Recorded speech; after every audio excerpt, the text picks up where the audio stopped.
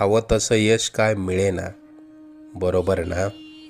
आता ही धावपळ सोडून कुठेतरी लांब निघून जावंसं वाटतंय ना? अजून किती दिवस सोसावं लागणार हेच तुझ्या डोक्यात कायम असतं. त्याच त्याच गोष्टींना पुरता कंटाळून गेलायस तू. मला माहिती आहे या वेदना आता तुला सहन होत नाहीये. यापुढे अशी समस्या तुला सतावणार नाही. तू आजपर्यंत भरपूर दुःख सहन केलंस. तुझी वाईट वेळ संपून जाईल. त्यानंतर येतील सुखाचे सोन्यासारखे दिवस. बाळा, तू प्रयत्न करत राहा. जिथे तू थांबशील तिथून पुढे तू हाती घेतलेले कार्य आम्ही पूर्णत्वास नेऊ. तू प्रयत्न करत राहा.